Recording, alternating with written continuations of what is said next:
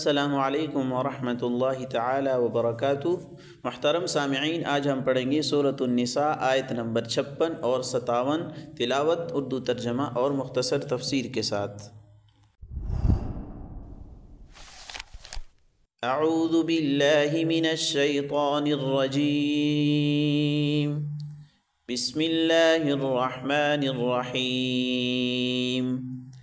ان الذين كفروا بآياتنا سوف نصليهم نارا كلما نضجت جلودهم بدلناهم جنودا غيرها ليذوقوا العذاب ان الله كان عزيزا حكيما۔ والذين آمنوا وعملوا الصالحات سندخلهم جنات تجري من تحتها الأنهار خالدين فيها أبدا لهم فيها أزواج مطهرة وندخلهم ظلا ظليلا۔ صدق الله العظيم۔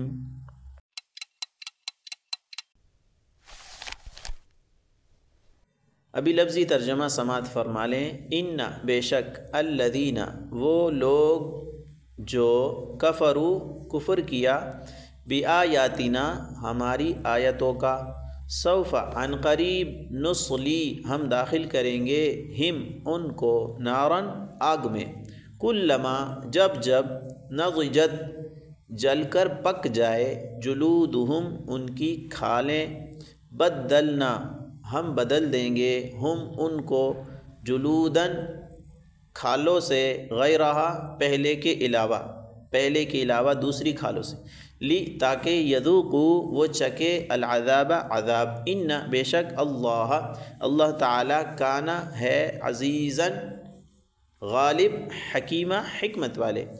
والذین اور وہ لوگ جو آمنو ایمان لا چکے، وعملوا اور انہوں نے عمل کیے، الصالحاتی نیک، عن قریب، ندخلو ہم داخل کریں گے، ہم ان کو، جنات باغات میں، تجری جاری ہوں گی، من تحتہا ان کے نیچے سے، انہار نہریں، خالدین ہمیشہ رہیں گے، فیہا اس میں، ابداً ہمیشہ کے لیے، لہم ان کے لیے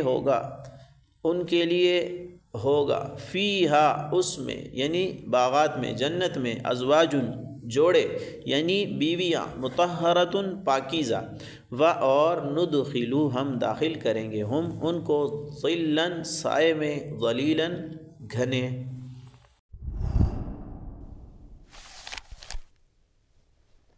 بامحاورہ ترجمہ سماعت فرما لیں۔ بے شک جن لوگوں نے ہماری آیتوں سے انکار کیا ہے، ہم انہیں آگ میں داخل کریں گے، جب بھی ان کی کھالیں جل جل کر پک جائیں گی تو ہم انہیں ان کے بدلے دوسری کھالیں دے دیں گے تاکہ وہ عذاب کا مزہ چکھیں۔ بے شک اللہ صاحب اقتدار بھی ہے، صاحب حکمت بھی۔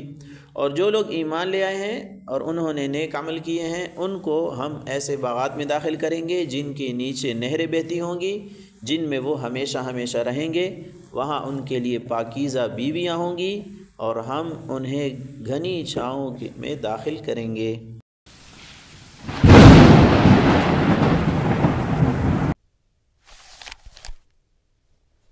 ان دو آیات کے اندر اللہ تعالیٰ نے انکار کرنے والوں کی تفصیلی سزا اور عذاب ذکر کیا ہے، اور ایمان والوں کے تفصیلی انعام کا اللہ تعالیٰ نے ذکر کیا ہے۔ پہلے انکار کرنے والوں کا ذکر اللہ جل شانہ کرتے ہیں۔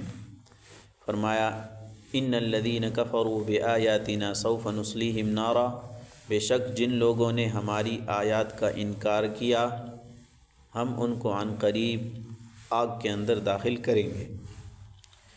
اب جب اللہ تعالیٰ کی طرف سے آیتیں نبی لے کر آ گئے، ان کے اوپر ایمان لانا ضروری ہے۔ اب جو انکار کرے گا تو وہ کافر کہلاتا ہے، چاہے وہ مشرک ہو، چاہے وہ یہود اہل کتاب ہوں یا نصارہ اہل کتاب ہوں۔ تو ان کی سزا اللہ تعالیٰ نے بتائی کہ ہم ان کو آگ کے اندر داخل کریں گے۔ اب آگ کے اندر ان کی عذاب کی تفصیل کیا ہوگی؟ صورت حال کیا ہوگی، اس کا نقشہ کچھ کیسا ہوگا۔ اللہ تعالیٰ فرماتے ہیں کلما نضجت جلودہم بدلناہم جلودا غیرہا، جب کبھی بھی ان کی کھالیں جل جل کر پک جائیں گی، یعنی مسلسل جب ان کو آگ میں جلایا جائے گا تو ان کی کھالیں جل کر پک جائیں گی، یعنی ختم ہو جائیں گی۔ تو ویسے عام طور پر یہ دنیا میں مشاہدہ ہے کہ ایک چیز جب ختم ہو جاتی ہے تو اس کے بعد جب راکھ بن جاتی ہے تو پھر اس کے بعد تکلیف بھی اس کو محسوس نہیں ہوتی۔ تو ایک قسم کا یہ شبہ ہو سکتا تھا کہ جب ان کی کھالیں آگ کی وجہ سے پک جائیں گی، ختم ہو جائیں گی، تو پھر ان کو عذاب کا احساس بھی نہیں ہوگا۔ اللہ تعالیٰ فرماتے ہیں بدلناہم جلودا غیرہا، یہ شبہ نہیں ہونا چاہیے، ہم ان کی کھالوں کی جگہ فوراً دوسری کھال لگا دیں گے ان کی۔ اور یہ کیوں بار بار کھال لگاتے جائیں گے؟ لیذوقوا العذاب، تاکہ وہ عذاب کو چکھ سکے، یعنی ان کو مسلسل عذاب ہوتا رہے، یعنی کہ ایک دفعہ کھال جل کر راکھ ہو گئی اب ختم، اب عذاب نہیں ہوگا، نہیں، عذاب دائمی ہوگا اور ہمیشہ کے لیے ہوگا، اس لیے کہ ان کا خاتمہ وہ کفر پر ہوا ہے۔ ان اللہ کان عزیزا حکیما۔ اب یہ ایک کافر تو نہیں ہے، لاکھوں کی تعداد میں، کروڑوں کی تعداد میں کافر جہنم میں جائیں گے، اب ان کو سزا کیسے ہو سکے گی؟ تو یہ تو بظاہر مشکل ہے، لیکن اللہ تعالیٰ فرماتے ان اللہ کان عزیزا، انسانوں کے لیے مشکل ہوگا لیکن اللہ تعالیٰ غالب ہے، اللہ تعالیٰ زبردست ہے، ایسی سزا ہر ایک کافر کو دے سکتے ہیں اور دیں گے۔ حکیمہ، اور اللہ تعالیٰ حکمت والے ہیں کہ کافر کو اتنی سخت سزا کیوں دیتے ہیں، اس کی حکمت اللہ جل شانہ کو خوب معلوم ہے۔ یہ کافروں کی سزا اللہ تعالیٰ نے بتائی۔ آگے ایمان والوں کے انعامات کی تفصیل اللہ تعالیٰ بیان فرما رہے ہیں۔ والذین آمنوا وعملوا الصالحات، جو ایمان والے ہیں اور نیک عمل والے ہیں، دل کے اندر انہوں نے اللہ پر ایمان اور نبی کریم صلی اللہ علیہ وسلم کی نبوت کی تصدیق کی، اور وعمل الصالحات، زبان سے اقرار بھی کیا اور بدن سے نیک اعمال بھی کیے، اللہ کی رضا والے گناہوں سے اپنے آپ کو بچایا، تو اس کے بدلے میں اللہ تعالیٰ ان کو کیا عطا کریں گے آخرت میں؟ سندخلہم جنات، ہم ان کو باغات میں، جنت میں داخل کریں گے، باغات میں داخل کریں گے۔ اس کی کیفیت کیا ہوگی؟ تجری من تحتها الانہار، ان باغات کے نیچے نہریں بہتی ہوں گی۔ نہروں کی تفصیلات دوسری آیت میں آ رہی، شراب کی نہریں ہوں گی، دودھ کی نہریں ہوں گی، اور صاف پانی کی نہر ہوگی۔ خالدین فیہا ابدا، ہمیشہ کے لیے وہ اس میں رہیں گے۔ کافروں کے بارے میں تو فرمایا لیذوقوا العذاب، یہ مسلسل عذاب چکھیں گے۔ ایمان والوں کے بارے میں فرمایا خالدین فیہا، اس کے اندر ایمان والے جنت میں ایک دفعہ چلے جائیں گے تو ہمیشہ کے لیے جنت میں رہیں گے۔ اور اضافی نعمت ایمان والوں کو کیا ملے گی؟ لہم فیہا ازواج مطہرہ، وہ جنت میں اکیلے نہیں ہوں گے، تنہا چھڑے نہیں ہوں گے، بلکہ ان کے لیے بیویاں بھی ہوگی مطہرہ، اور وہ بیویاں پاکیزہ ہوں گی، دنیا کی بیویوں کی طرح نہیں کہ ان کو ماہواری حیض آتا ہے، پیشاب آتا ہے، پخانہ آتا ہے، ناک کان کی گندگیاں ہوتی ہے اور نہ معلوم کتنی گندگیاں ہوتی ہیں، لیکن جنت کی بیویوں کے اندر سے اللہ تعالیٰ یہ ساری گندگیاں ختم کریں گے، ان کے اندر اس طرح کی کوئی گندگی نہیں ہوگی، وہ ناپاک نطفے سے بھی پاک ہوں گے، بالکل صاف شفاف ہوں گی۔ اور يدخلهم ظلا ظلیلا، اور ہم ان کو گھنے سایوں کے اندر، چھاؤں کے اندر داخل کریں گے۔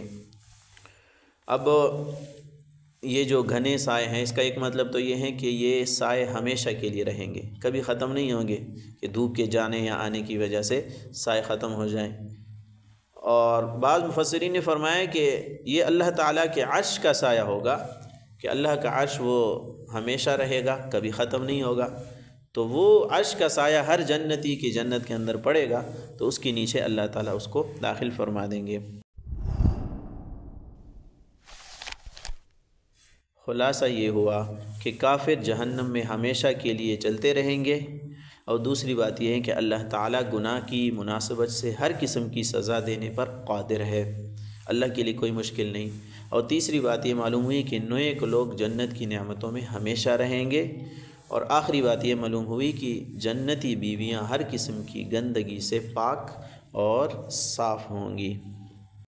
وآخر دعوانا ان الحمد للہ رب العالمین۔ السلام علیکم ورحمۃ اللہ وبرکاتہ۔ ماشاءاللہ ماشاءاللہ۔